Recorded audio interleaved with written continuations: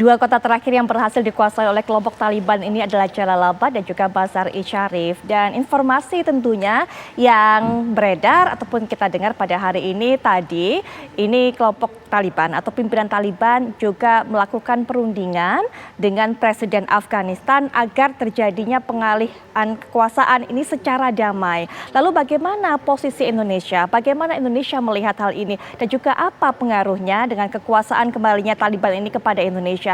Kita akan bahas hal ini bersama para narasumber. Sudah hadir di samping saya pengamat Timur Tengah Bang Nasir Abbas. Assalamualaikum warahmatullahi wabarakatuh. Selamat malam Bang. Sehat? Baik. Dan juga sudah bergabung dengan kita via daring Mas Hasibuloh Sastrawi selaku pengamat Timur Tengah dan juga dunia Islam. Assalamualaikum warahmatullahi wabarakatuh. Selamat malam Mas Hasibuloh.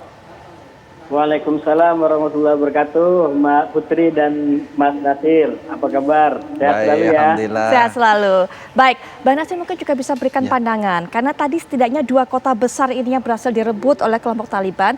Terjadi penyerahan kekuasaan itu tidak dengan perlawanan sama sekali di Jalalabad dan juga Mazar-i-Sharif. Dan terakhir juga yang kita tahu bahwa berupaya untuk bisa mengambil kekuasaan pemerintahan dengan damai, tidak terjadi konflik sehingga kemudian terjadi perundingan dengan Presiden Afghanistan. Iya, kalau kita ingin bandingkan pada saat tahun 96 ya Taliban menguasai Kabul ya setelah mereka memerangi pemerintah Islam Mujahidin saat itu. Berbeda dengan keadaan sekarang. Ini menunjukkan ada perkembangan Taliban dalam melakukan penguasaan wilayah, perebutan wilayah dan juga perebutan kekuasaan. Ya, kalau dulu Kabul itu dibombardir, habis rusak semuanya. Bangunannya hancur, bandaranya hancur, ya apa saja dalam itu semua hancur. Tapi kali ini kita lihat bagaimana Kabul itu tidak diapa-apakan, ya, dan seolah-olah mereka itu ingin menjaga, merawat bangunan dan fasilitas yang ada di sana. Ya, jadi ini suatu hal ya, perkembangan. Menurut saya perbedaan dahulu yang kita lihat seperti brutal, ya, kemudian sekarang sepertinya profesional. Ya begitu. Tapi kita harus mengetahui bahwa inilah dia peperangan, yang memang tidak bisa dihindar di wilayah Afghanistan. Ya, karena itu sudah dari turun temurun. Ya, bahkan Amerika sekalipun ya tidak mampu menghilangkan sama sekali Taliban sejak Amerika dapat menguasai Afghanistan, sehingga tetap terus ada Taliban tersebut ini, nggak bisa dihilangkan. Nah inilah dia kemudian Taliban sendiri ketika proses pemerintah Amerika membantu pemerintah Afghanistan, ya, dengan presiden yang yaitu Hamid Karzai, ya sejak awal, ya Taliban kemudian sudah dilakukan proses negosiasi dari pemerintah Afghanistan dengan kelompok Taliban.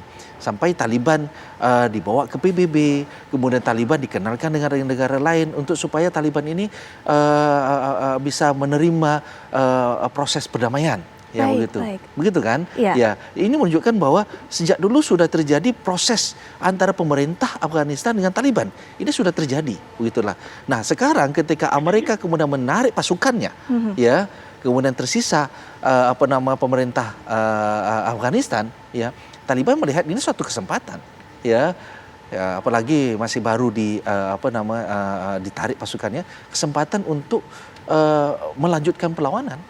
Baik. Mas Hasibuloh juga mungkin punya pandangan karena tadi Bang Nasir bilang bahwa ini tidak sebrutal pada waktu itu karena memang yang kita tahu bahwa bukan hanya menjaga Kabul tapi juga bahkan ada perintah dari Panglima, dari pimpinan Taliban ini kepada pasukannya jika kemudian menemukan ada yang memberontak atau ada pemerintah yang melawan, pejabat pemerintah yang melawan begitu yang tidak mendukung Taliban, jangan sampai dieksekusi, kemudian juga jangan dibunuh tapi kemudian diperlakukan dan dijaga martabatnya. Ada perbedaannya begitu mendasar mengenai hal ini, termasuk juga strategi mereka. Ya, sebelum ke pertanyaannya Mbak Putri, saya ingin menyampaikan 3 hal. Dan yang kedua mungkin nanti nyambung yang disampaikan oleh Mbak Putri. Yang pertama saya ingin memberikan catatan berkaitan dengan kebijakan Amerika untuk menyerang Afghanistan. Satu, menurut saya ini pembelajaran penting bagi masyarakat dunia dan negara-negara dunia bahwa kebijakan menyerang negara lain atas nama mungkin hal yang mungkin dibenarkan dalam hukum internal mereka sekalipun, itu menurut saya mestinya menjadi pertimbangan lebih lanjut. Kenapa? Karena kebanyakan negara-negara yang setelah diserang itu justru tidak menemukan stabilitas politiknya dan menjadi kayak semacam habit basis bagi kelompok-kelompok teror. Kita ambil contoh misalkan seperti Irak ya. Irak itu kan bertahun 2003 juga diserang oleh Amerika, dan setelah Amerika mau menarik pasukannya maka instabilitas juga terjadi dan akhirnya muncul kelompok-kelompok teror dari ISI kemudian jadi ISIS yang menguasai Syria. Kita lihat Libya misalkan. Libya diserang juga pada zamannya Gaddafi dan akhirnya hancur sistemnya dan sampai sekarang nggak ketahuan negaranya seperti apa, dan kelompok-kelompok milisi termasuk kelompok-kelompok radikal mengancam di situ. Nah, menurut saya Afghanistan mengalami hal yang kurang lebih sama. Ketika mau ditinggalkan maka kemudian banyak fraksi-fraksi politik termasuk Taliban yang mencoba untuk mengambil keuntungan di situ. Nah, yang kedua, memang yang disampaikan oleh Mbak Nasir dan disampaikan oleh Mbak Putri tadi, catatan kedua saya di internal Afghanistannya sendiri. Nah, kita lihat memang hari ini berbeda dengan tahun-tahun pertama Amerika menyerang 2001 di mana Taliban ini begitu beringat. Saya ingin mengatakan justru Taliban sekarang ini mulai mencoba masuk ke dalam sistem perpolitikan. Makanya kalau kita ikutin dari pernyataan pimpinan Taliban, walaupun memang kelompok ini akhirnya menguasai beberapa kota termasuk Kandahar dan kemudian beberapa kota besar lain, tapi pesan mereka jangan sampai melakukan peperangan di ibu kota, di Kabul yang sekarang menimbulkan kepanikan luar biasa. Mereka ingin mengatakan bahwa Taliban ini ada secara kekuatan politik, secara kekuatan lapangan, dan mereka mengirimkan pesan, minimal itu yang dilakukan juga dalam perundingan yang berulang-ulang terjadi di Qatar, ya, karena sekali lagi ini berangkat dari mediasi yang juga dilakukan oleh Qatar dan beberapa lembaga dunia seperti PBB juga, untuk bagaimana Taliban terlibat di dalam masa depan Afghanistan ke depan, terutama kalau Amerika dan NATO itu sudah meninggalkan negara ini. Baik. Dan sekali lagi, menurut saya kenapa berbeda di antara Taliban yang dulu dengan yang sekarang? Karena memang sekarang Taliban sudah mau tidak mau mencoba masuk ke dalam sistem. Baik. Cuman persoalannya adalah masih banyak orang yang curiga. Termasuk orang Afghanistan masih takut, trauma. Baik. Kalau Taliban masuk, jangan-jangan berkuasa kayak dulu. Yang kemudian banyak melakukan kekerasan terhadap anak-anak, perempuan, dan lain sebagainya. Baik. Nah, inilah yang hari-hari ini kita saksikan di Afghanistan. Ada catatan saya yang ketiga nanti. Baik, Mas Hasibullah, nanti kita akan tahan dulu. Kita akan dengarkan bagaimana poin ketiga atau pernyataan ketiga Mas Hasibullah setelah jeda. Termasuk nanti kita akan bahas bagaimana atau di mana posisi Indonesia. Karena kemarin yang kita tahu bahwa perwakilan dari Kementerian Luar Negeri ini melalui Dirjen Asia Pasifik dan Afrika sudah mengajak berbicara secara daring dengan pimpinan Taliban untuk bisa meminta agar adanya perdamaian di Afghanistan. Kita akan bahas sesaat lagi.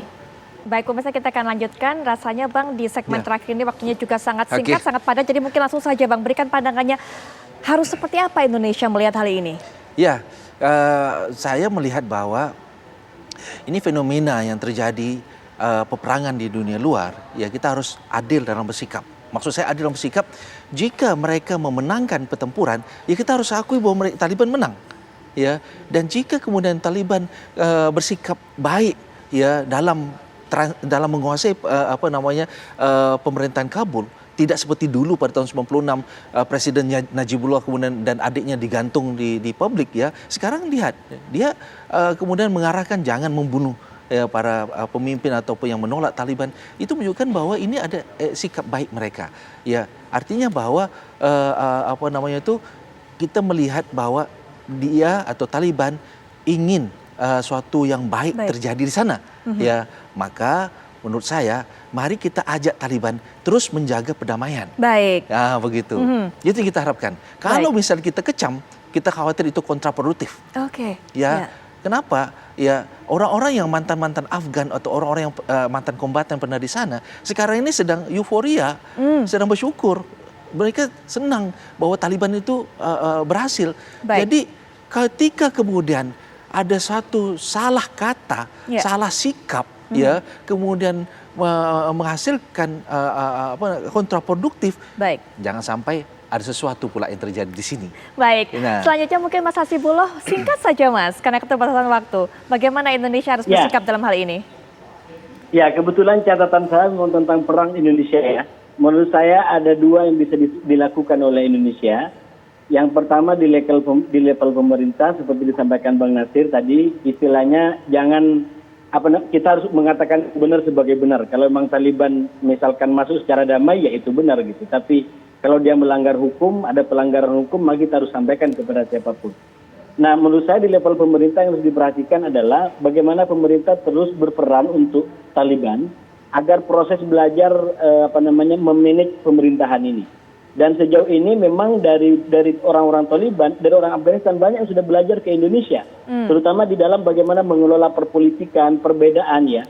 Termasuk ini mungkin Bang Nasir poin penting ya, berkaitan dengan Islam yang lebih moderat. Menurut saya selama ini kelompok-kelompok ormas kita, terutama NU dan Muhammadiyah, itu sudah banyak memberikan inspirasi bagi mereka. Malah di Afghanistan sekarang sudah didirikan NU misalkan. Nah ini saya ingin mengatakan, jadi menurut saya memang yang harus diperhatikan oleh negara, satu untuk mendorong Afghanistan agar lebih damai. Yang kedua, menjaga yang kata Bang Nasir tadi, kelompok-kelompok lama di Indonesia yang dulu berguru ke Afghanistan ini agar tidak mengalami reradikalisasi atau mendapatkan pembenaran untuk melakukan radikalisme kembali. Dan yang ketiga itu caranya menurut saya, bagaimana orang-orang di Afghanistan termasuk Taliban itu bisa belajar dari kasus Indonesia tentang Islam yang lebih ramah, Islam yang lebih tradisionalis, tapi juga berkemajuan istilahnya kalau di Indonesia gitu. Dan itu menurut saya bisa digunakan perannya oleh kayak Bang Nasir ini. Sehingga Bang Nasir nanti kan dulu Bang Nasir ke sana gitu ya. Jadi bisa nanti oh ya di Indonesia bisa bisa damai, dan itu penting menurut saya menjadi contoh bagi negara seperti Afghanistan ke depan.